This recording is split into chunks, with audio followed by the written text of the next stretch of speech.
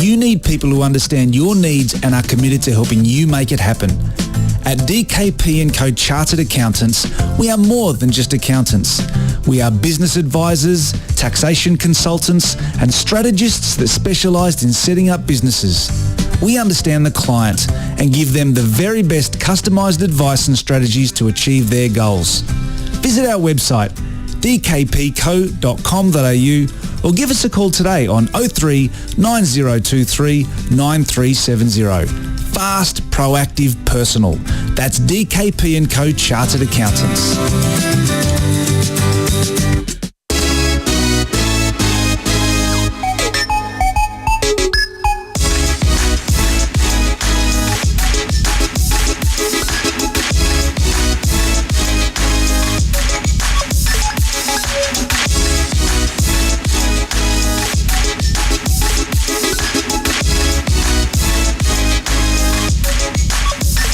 You really thought there wasn't going to be a podcast this week, didn't you? You really thought there wasn't going to be a podcast this week. Think that. Well, we could have had a podcast earlier this week, but Lachie decided we're going to wait until later in the week for me to come back from my hiatus. Well, look, I don't want to say that the people wanted you desperately or anything. Well, that's a little bit mean. No, that is true. But I just didn't think they would appreciate a me doing like a State of the Nation. Well, why couldn't you get? I told you this is the opportunity to get the bring the reserves in, give them an opportunity. Just didn't want to, Nick. Yeah, I know. Pakua's looking at me like, Pakua, like this is your opportunity. Look at Lachie. He's the one that failed to bring you in for this week. Isn't this show about to be supposed to be about the NPL, not about my decisions to have or not have a co-host, or wait for you to do this show? Lachie, how are you, mate? You got some interesting gifts in front of your laptop for those on the stream. I'm good. I'm not going to acknowledge what those are. For those who don't know, Nick has been in Port Douglas, so that he's bought me some terrible. He bought me a singlet that says "Number 1 Croc Survivor." Unfortunately, not relevant to my weekend of NPL football. But look, thank you, Nick. I'll never wear it, but I appreciate it. Well, you said to me, for context, before the show last week that you don't own a singlet. So I made it my mission up in Port Douglas to buy you a singlet. Well, and looking at this lovely Number 1 Croc Attack Survivor singlet, I won't be changing. I won't Why? be... It's a lovely singlet. Nick, it says it's perfect for the summer, Croc for some months. Cairns official survivor number 1. I think it's a really good singlet. Pakua, I know this has to be a bite-sized I feel like we need to spend less time talking about the singlet and more time talking about what we didn't was. even talk about the hat yet. An incredible. We're not talking about the hat. We're talking about the hat. No, let's talk about all right. the incredible week that it was of NPL football, because you picked a terrible week, Nick, to go on holidays. No, it was a good week. No, I was still able to watch the games from home.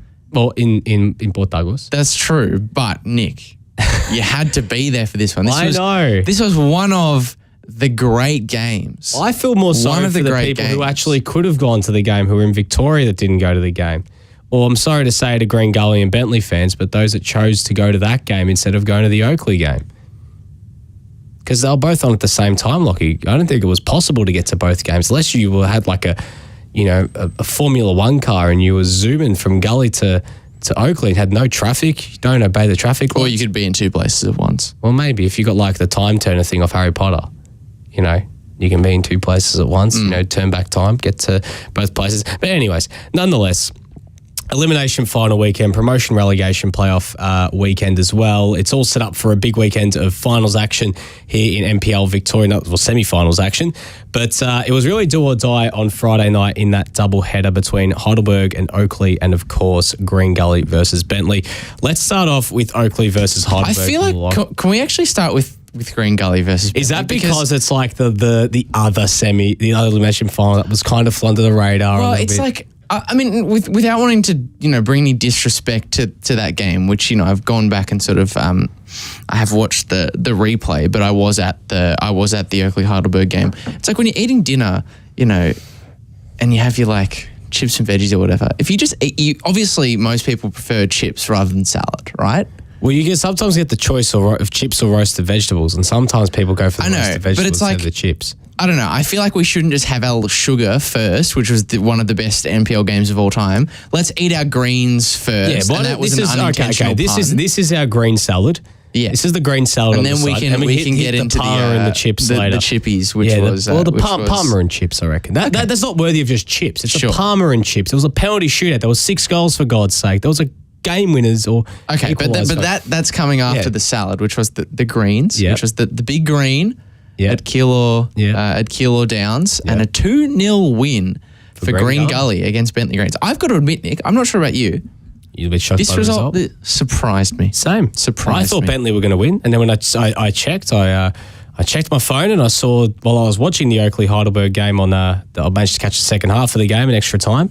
I saw the score and I'm like, Jesus, Gully are up. This is a little bit of a surprise. Not no disrespect to Green Gully, but I think that considering their form over the last few weeks, there was potentially some, questions being asked if maybe they're a bit gassed, but then you could put the same logic for Bentley Greens. But Bentley, in the end, they weren't able to get the job done. Green Gully took the lead through Alex Salmon, lovely finish there, and then put the game to bed in the second half. And you mentioned about Noel Bernardo coming back, Lachie, and that being a difference. I think we both picked Bentley Greens to win the game. But I think it was you that said it, that if they get Noel Bernardo back, they're going to be a much greater chance to be able to pinch the win in this game. And well, Lockstradamus was correct. Well, not with the result. But I mean, it's just when you consider, obviously, we all know the cliche finals football, it's a completely different thing. It's a whole new ball game. You can't necessarily read the results and the trends and all of that sort of stuff. But even having said that, it's hard to ignore the 2 head-to-head matchups this season that have ended 3-0 and 4-0, only a month ago, in favour of the Bentley Greens over Green Gully. Like, it's hard to look past that. And I do think, as was the case with those other games, it kind of became a bit of a first goal wins type scenario, because if you look at the last game these two sides played, it was 4-0 to Bentley Greens on the day, but it wasn't, like, on the balance of play, those who watched the game will tell you, it wasn't necessarily a 4-0 route kind of day. It was more Bentley were able to score first, and they are quite a good team at defending from a lead. And so once they got that 1-0 advantage, they were able to hit on the break, and that's how they added 4 goals. This was kind of similar. Gully, I think, actually do not get enough credit for their ability to get in front and then defend when they are in the lead. They're actually very good once they get into their shape. Really, really hard to break down. And when we get to talk about it later, Nick, I actually think they're going to be quite a difficult opponent for South Melbourne I don't think it's going to be any walk in the park this week. While it wasn't Bernardo who contributed that opening goal, it certainly gave the defence a bit more to think about. And, when you've got that extra piece, the other good assets that you've got can sort of play a bit more freely and do a bit better of a job. And I think the opening goal was an excellent example of that, because we saw Luke Jego drop deep, play this beautiful switching ball to Alex Salmon, who had sort of snuck in between Ben Carrigan and his fullback, and just a beautiful finish from Alex Salmon. Great to see him doing that sort of thing. And as I said, once Gully get up, they're a hard team to break down. So, they can find openings, their opposition, and Ajak Riak, especially in the second half, did have a few efforts, did force some good saves from Liam Driscoll. If you can breach the defence, you still have to get past Liam Driscoll. So Gully are a really hard side to beat once they get the lead, and I don't think, yes, I did predict Bentley, but I think in hindsight, it's not a shock that once they went ahead, they were able to sort of sit back and defend it. Because, like you said, Bentley have also, they're also gassed, and it's hard to sort of mount the energy required for a comeback. I also think there's an element, I don't know if disrespect's the right word, Lachie, but there is probably an element of it to an extent when it comes to Green Gully amongst the 3 to 6 teams, because of probably the recent seasons, obviously Heidelberg being a side's been in amongst it, Bentley Greens being a multiple-time champion in the last few years, that I think most people probably thought, well, Bentley Greens are just going to waltz their way to a win and do what they do best. They're going to hit form at the right time, come away with a win. But to Green Gully's credit, they were able to weather the storm and get the job done. I mean, as you said, they got that early goal. They were able to get the win. They're getting players back at the right time as well. And they're putting themselves right in the window to potentially cause a bit of a shock. I mean, this is finals football. It's the beauty of it is you really just need to put together a good 90 minutes in a one-off game. And if everything, comes off in that 90 minutes and you're able to just get it to a tee, You don't have to be the best team all season. This is just for seeding, really. Now's about, all right, you got to get it done in that 90-minute patch. And I think for Bentley, look, you know what? It's been a weird season for them because similarly to Avondale, they've had a lot of injuries, especially at the tail end of this season. A lot of guys like, Pierce Waring's missed a lot of football. I mean, how would you rank the Bentley Green season out of 10? I give it a... Are we just talking league form or are we talking Doherty Cup? I think you can take it all. Okay, so I'd give it a 7 because they still came away with silverware. They won the Doherty Cup. They made the round of 16 of the Australia Cup, which is a pass. Doherty Cup winning that. Their league form though brings that maybe down just an inch. Because if they potentially make a semi-final, I think it's a fair enough effort. I think it's a good end to the season. But then again, if you probably looked at the start of the season, and this is also taken into account as well the injuries as of late and the congested fixture, which them and Oakleigh have really had to contest with. Just one little bit here. I think that when you put it all together and you tie it into one sort of neat package, I think that you can almost, I wouldn't say use it as a bit of an excuse, but you can almost excuse them for that. But when you look back at the start of the season, you look at the squad they assembled, you would have had them as probably a top 2 to 3 team. And the fact they finished 5th in a very competitive sort of logjam, that in a sense is a little bit like when you just look at it from a surface level thing without looking at context, that might be a bit disappointing. But I think when you look at it as a whole, you take into consideration the hectic fixture, the injuries, how they performed in other competitions, I still think it's a pass. I don't think it is by any stretch a failure of any sense. I don't think that, they can look back at this season and go, we had a bad year or anything like that. I think they can look back on it and say, look, I think we actually did a pretty decent job with what we were given. With the card we were dealt, I think we did a pretty decent job. And next season, I think they're actually going to be right up there again. Next season, I think they're going to load up again at the end of this season. They're going to bring in a plethora of new talent to complement an already talented squad. I mean, I don't know how many of these players might be sort of on the way out. I think if you're looking at sort of players who've put themselves in the shop window for potentially a move to an A-League men's opposition, you're looking at someone like Ajak Riak, who might be on the radar. You're looking at someone like maybe even a Ken Kraliki, but then again, though, he's a visa player now, so that actually might work in Bentley's favour. And again, they've got a host of veterans and a host of other players who I think will probably stick around next season. And we know what Bentley's like. They're going to go out and buy, and they're going to go out and look in the shop window, and I think they're going to be right up there again next season. So probably disappointing that they went out in an elimination final, but I think when you take everything into consideration, this has been, I think, a 7 out of 10 this year. Yeah, I think that's a fair rating, and as well, the top 6 is just so competitive. It's so tight. Like, would you have said that Oakleigh had a bad season if they finished 3rd, but then got knocked out by Heidelberg and didn't win anything? I mean, before last night, there'd be an element of disappointment, but you'd still look at that and go, well, yeah, but still look what they've done in the other competitions and look at the injuries. They've got an even lighter squad than Bentley. Bentley's got quite a deep squad, similarly to Avondale, very deep squad. Oakleigh at the moment, I mean, look at the extent of their squad right now and who's been filling the spots on the bench full of 20s players. A 14-year-old kid is their backup goalkeeper at the moment. Their number 1 goalkeeper right now might not even be able to play this weekend. So, you know what? It's an interesting one. It really is. I think, though, to an extent, though, Bentley can, but also Bentley won silverware. They won the Doherty Cup. So that's something as well. I'm inclined to agree with your rating. I might even go as far as to say a 7.5, but maybe that's because I pitched them, maybe even an 8, but that's possibly because I pitched them finishing slightly lower than you did. But I think you make a good point about Green Gully being a team that people have underestimated this season because, like you said, like I was saying before, if they can get a lead, they're a really hard team to break down. They do play nice possession football, and their squad on paper is really, really solid. And I think maybe, I do wonder if people don't perhaps appreciate that enough. But Congratulations to Gully. They won a hard-fought game, and I'm looking forward to talking about their semi-final against South later. Yeah, absolutely. Well, Gully, that was their first finals win since 2018, I believe. They only played, it was their first actual NPL final since 2017. So in 2018, of course, they had the promotion relegation playoff, which is still technically a final playoff per se. Not the kind of final you want to be in. But they haven't actually won a final in the NPL era. So that's their first finals win since VPL days, Lachie.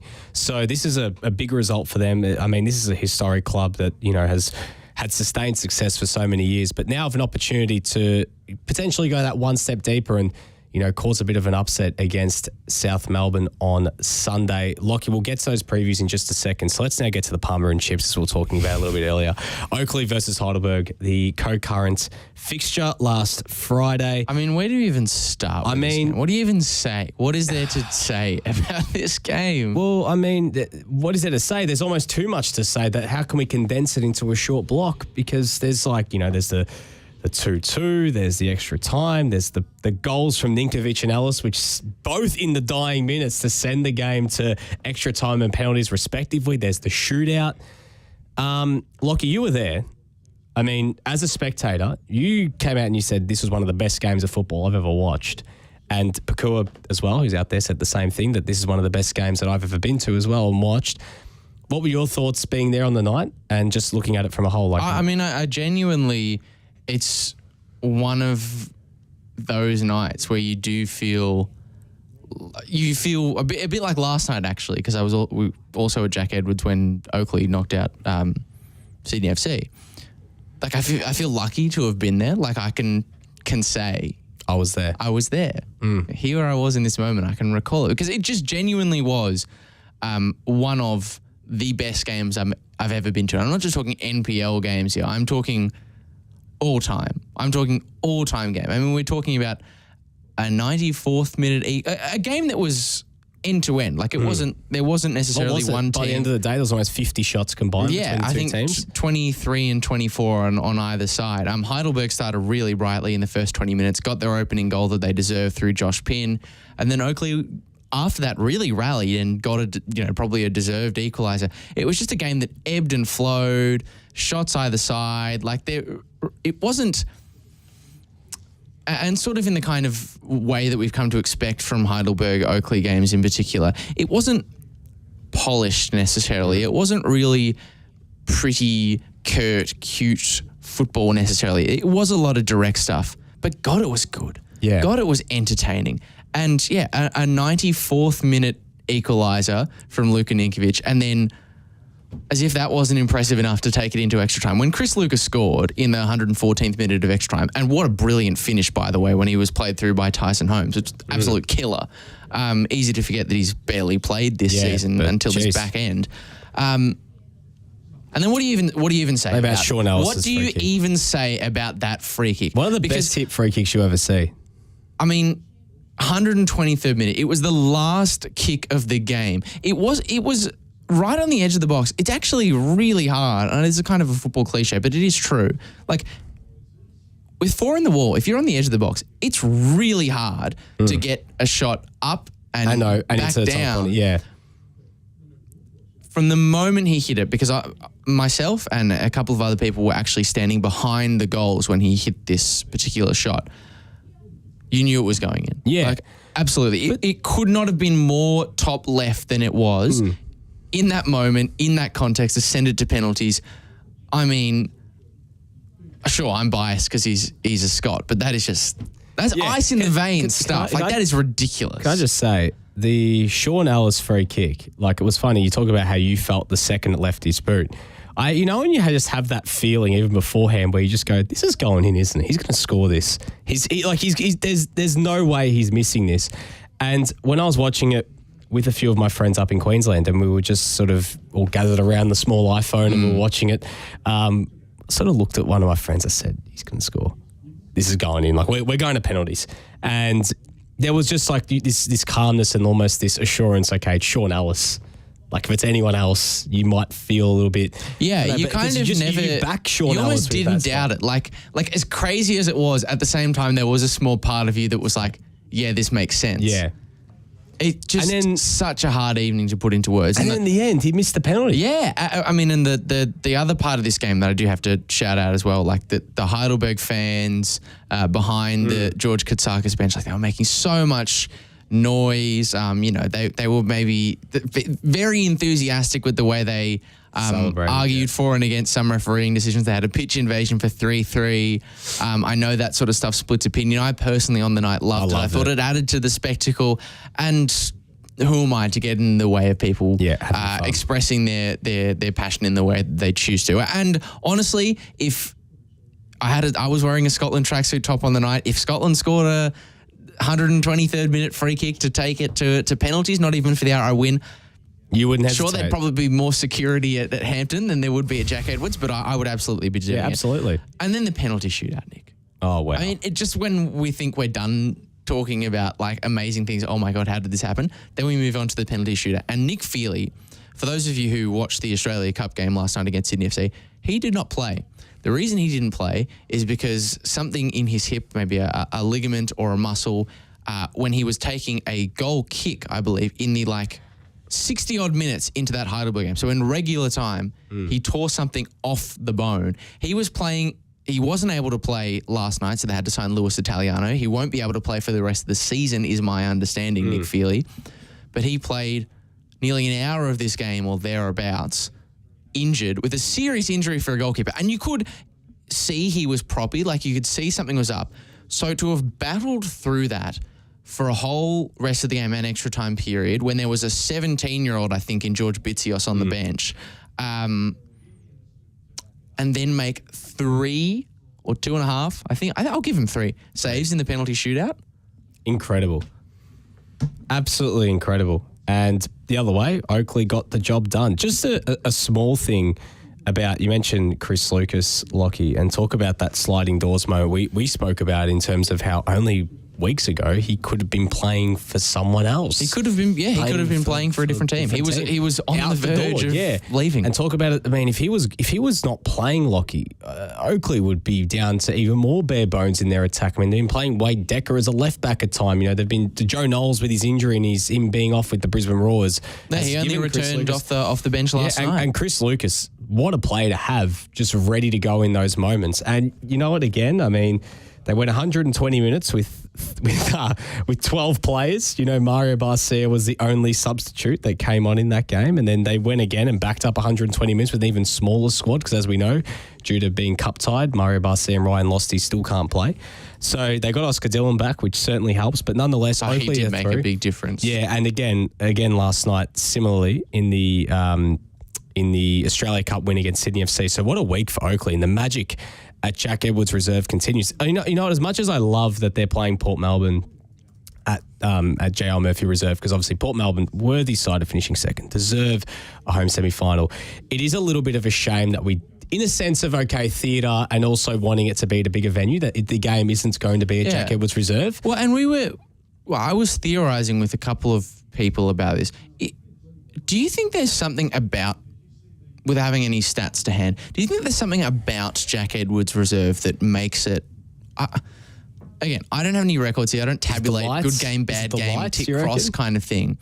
Is there something about that venue that lends itself to brilliant games of football? Because if I just think about some of the best games that I have ever watched in my time following the NPL, I would say a disproportionate amount Jack Edwards Reserve have occurred at Jack Edwards. You know what it is? When you go there, I think as well as an entertainment point of, as a fan, it is one of the best viewing, one of the best places to watch football, I think, in Victoria. Okay. I really love watching games there, not because of, the close proximity, not because of the fact that the food's amazing, which people tend to skew towards. When you sit in the grandstand in a game like last night or a game against Heidelberg, it is a beautiful viewing point. You're up on the hill, it's even better. You can go behind the goals the other end, it's beautiful as well. You even go on the other side where the Oakleigh turret is. There's always energy, there's atmosphere, you feel that. From a playing point of view, Lachie, it's a very quick deck. The ball pings on that ground, and it makes for entertaining games because the ball just zings around. It's not even artificial turf, but the pitch is so good there. It's in good condition, and I think this might be seriously tinfoil hat area, so you can stop me. I think it might also be the size of the pitch. Yeah, the actual sizing of the pitch. It's smaller, not as long as your average ground, but it's still retained its width, but it's shorter. So a long clearance, a long ball, you can get a lot more value out of less. Hey, look what on a Oakleigh pitch have done that all size. season. So it's a combination of that. You've got less ground to cover as a player, so you can do more repeat efforts, more high intensity work, because each time you do, you're covering less ground. And I was like, well, if that's the case, then why isn't every game at Churchill Reserve in St Albans a cracker? Because that ground is tiny. But it's also the fact that Oakleigh, who are traditionally a better side, play there. So I think the combination of it being Oakleigh and that pitch being one that lends itself to transition and high speed counters, and that's something that NPL Victoria does quite well. It makes sense. I think that those two kind and you of look at the mesh. teams that defend really well. And we'll talk about Moreland City last week. They're playing Campbell Reserve, about how they suit it's almost the opposite of Jack Edwards Reserve. It's an even smaller pitch. It's even shorter and it's even less wide.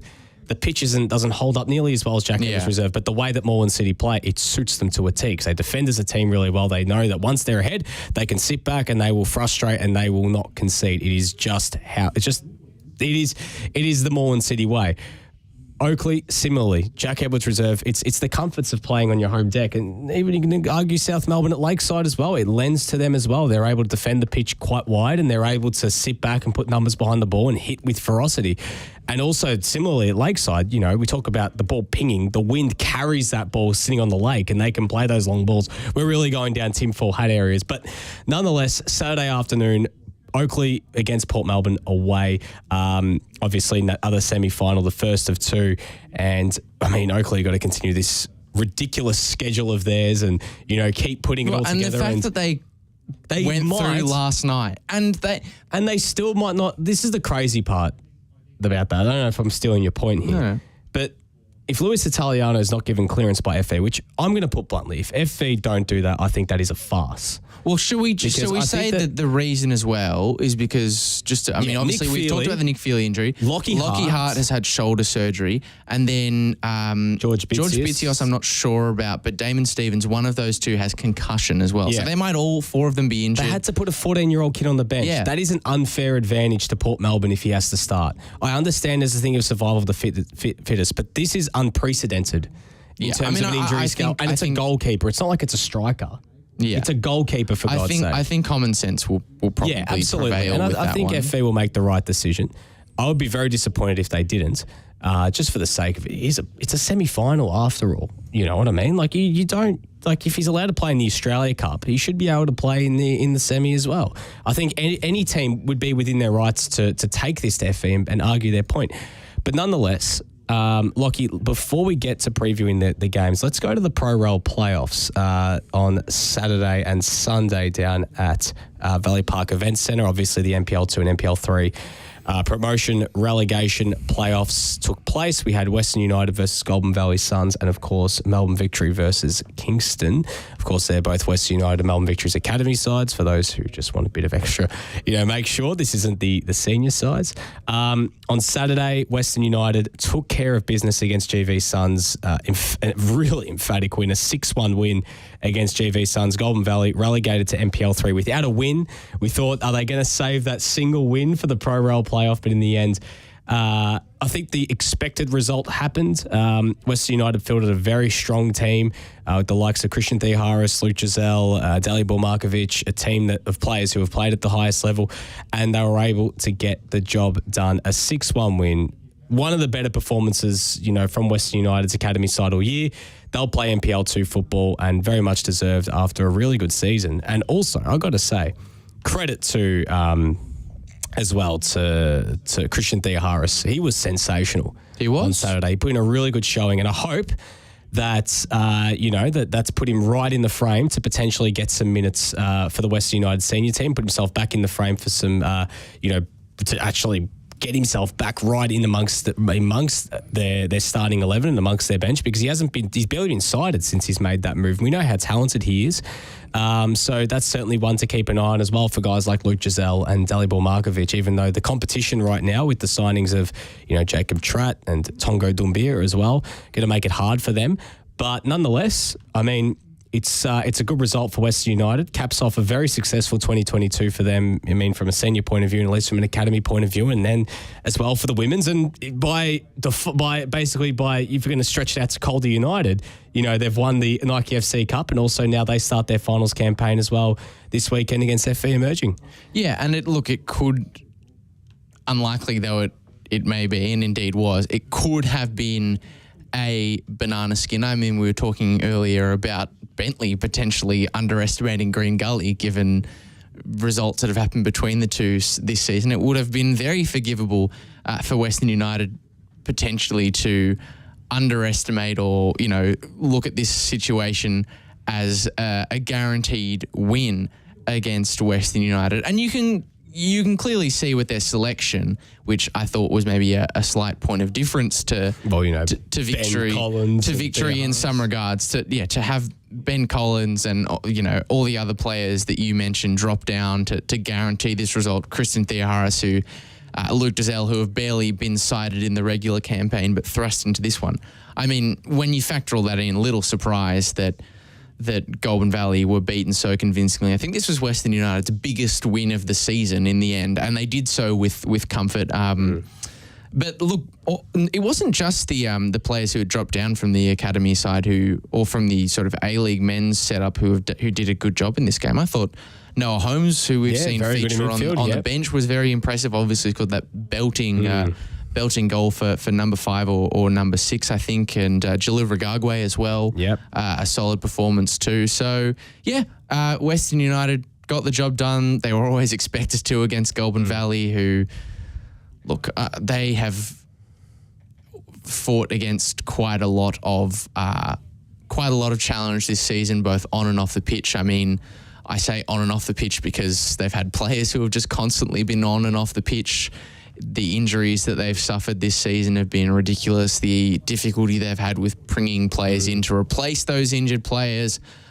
I mean, it's incredibly difficult, and it's not a surprise to see them drop down in the context of all of that. But they've got a great facility. If they can attract more people, maybe continue to focus on the youth, because that's probably a good thing. The amount of young players that have had and continued to have minutes at John McEwen this season, if that's something that they can continue to work on, if that's good enough to get them back, then I would be happy to see them return, because they Goulburn Valley have contributed a lot of good to the fabric. Even if it's just the quals, if that's it, then they've contributed a lot of good to the fabric of Victorian and now Australian football. It makes for a very interesting NPL 3 campaign next year, because I mean, GV are one of the 5 new teams to be entering NPL 3, but the only team to drop down. Of course, we'll get to the Kingston Melbourne Victory game in just a second.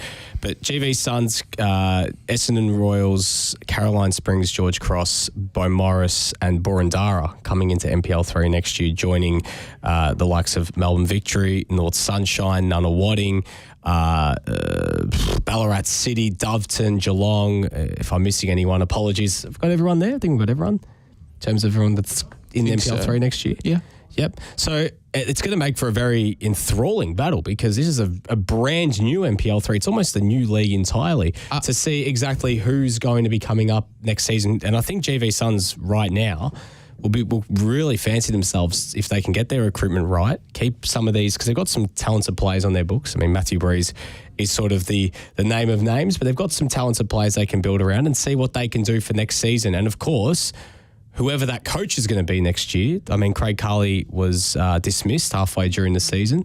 Who's going to be the new coach there, and what they can do heading into 2023, and whether they can compete. Well, and are they going to get some of those, players back in reliably? Because Zach McLeod, from what I've seen of him as a keeper, admittedly it's been a while now since I've watched a game that he's played. He was injured on the eve of the season. He's a really solid keeper. They've produced a lot of really good keepers at Goulburn Valley as well. The Lelliot brothers are obviously solid, Matthew and James, but they've both been sort of in and out of the season with work commitments and injuries this season. Like, there's good pieces there, and I will definitely, they're definitely a team that I'll be keeping an eye on next year for sure. Well, let's go to Sunday's game. Lachie, you were down there calling this one. Kingston 1-0 win against Melbourne Victory. Probably a bit of a shock result, I guess, going into the game. I think most people probably thought, considering Kingston's form, that Melbourne Victory would win this game. I mean, talking about dropping down players for this game, they had the likes of Matthew Bozanovsky, Nishan Volupale,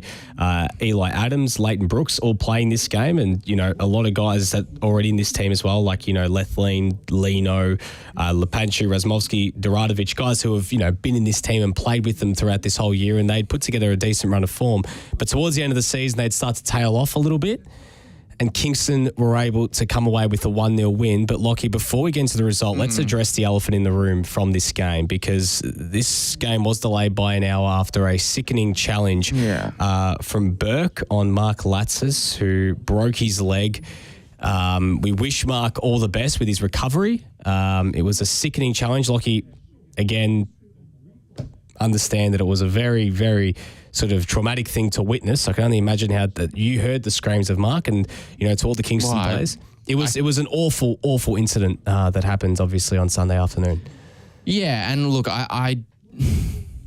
we can talk about what this means for Victory as an academy and the game itself, but I don't know. There was a lot of time on Sunday where it all felt very secondary to what happened, which was just such a horrible, as you said, Nick, a horrible injury for Mark Latzis, who any injury, any leg break is automatically horrible. There's no such thing as a good one. No. But what makes it worse as well, putting to one side the long-term injury, is I know you've seen Mark Latzis this season. He's been sensational. He has had...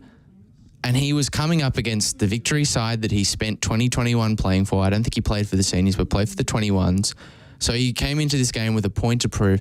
He has had an outstanding season for Kingston this year. He has been so, so good. And not just that, everyone I've spoken to who's seen him play, it's not just like I have this crazy fascination. I'm like, oh, he's good, and everyone else thinks I'm weird, like Olivier Giroud, like I'm obsessed with him. Hey, he's a good player. He is, but I know you agree with that. But anyway, that's secondary. Everyone I speak to is like, oh, this kid is a brilliant player. He's had such a good year that I would not have... If Kingston went down, I wouldn't have said, oh, NPL 2 clubs will be sniffing around this guy. This guy is top flight material from what I've seen as an attacking fullback with his ability to get inside and drive and, attack. Has been as good of an NPL 2 player as I can remember seeing. And so to have this happen to him by a player who there's a bit of conjecture around it. I don't think that Linus Burke was...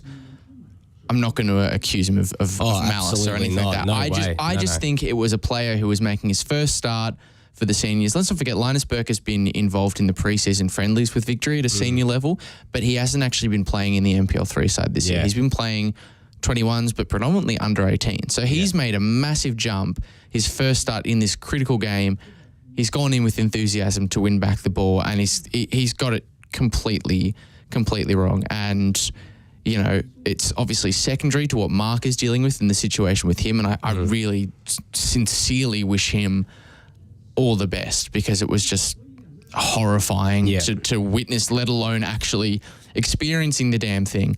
And I think Linus Burke will also be pretty rattled by what happened, because, like I said, I don't think he meant it.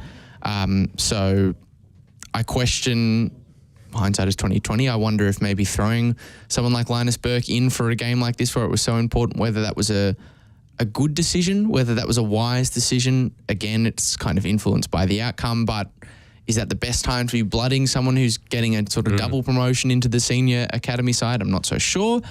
But God, for 60 minutes there while we waited at Valley Park Event Centre for the ambulance to arrive and get Mark to hospital, nothing else really mattered. So I'm glad he got there eventually, and I really hope he's okay, because it was just horrific. As for the game, obviously Victory went down to 10, and I don't know, Kingston rallied. Kingston found the way. It was funny. Kingston had a really bright start to this game, 11 on 11. They were playing really well in the opening 10 minutes. And then after the stoppage, obviously Victory had to sort of sit back and defend deep and try hit on the break. And Kingston probably found it going a bit tougher trying to break down Victory from that point. But as the game went on, as the lines became more stretched, the wide players of Kingston really started to grow into the game. Chudia Targiath had a brilliant game. He was probably the best performer, and it was his drive down the right-hand side that ended up providing the opening and the only goal for Faisal Sakazada. Absolutely. And Kingston, as a result, they stay up. Yeah. They're a team that, not long ago, top tier side, and they're going to go into an off season where I think really got to load up, because they are going into, we've spoken about how tough NPL 2 is next year. And they have a lot of quality in this team still, with the likes of the Marafiotis and, you mentioned Tarjath, Sagizada, Charlie Fry, Phil Petreski. They've got enough talent, but they've got to really load up. And Kontangalakis is going to have a big task ahead of him going into next year, because NPL 2 is not going to be easy. And I think season. it'll be a wake up call. Oh, absolutely. And considering Kingston's ambitions, I reckon that it might be I wouldn't say a bit of an outlier, but I reckon I wouldn't be surprised if they start to emerge a little bit away from that pack and maybe start to get in towards the mid-table sort of area. Where they get enough towards promotion is going to be maybe a step too far for them. But we'll see what happens. It's a long off-season. They've got the cash to go and get players. So we'll see what they are able to do this off-season. But Lachie, before we wrap up, we've got to go. We've got State of Our Football Nation on the other side of this. Let's get some predictions for the semi-finals this weekend. So now, let's start with Saturday. Port Melbourne versus Oakleigh. JL Murphy reserve. Port Melbourne, the team no one wants to play, against Oakleigh, who are riding a wave of momentum like nothing else, basically playing on fumes right now. Does the dream run continue, or does Port Melbourne play spoiler and their own dream run continue all the way to an NPL grand final? It's really conflicting, because on the one hand, all the circumstances, Oakleigh having had such an injury hit campaign, Port being fully fit, Oakleigh having played 120 minutes twice in the last few weeks, playing an A-League side in midweek, getting the result, all of that against a side that Port, no injuries, full health, full fitness. They've had a barnstorming end to the season.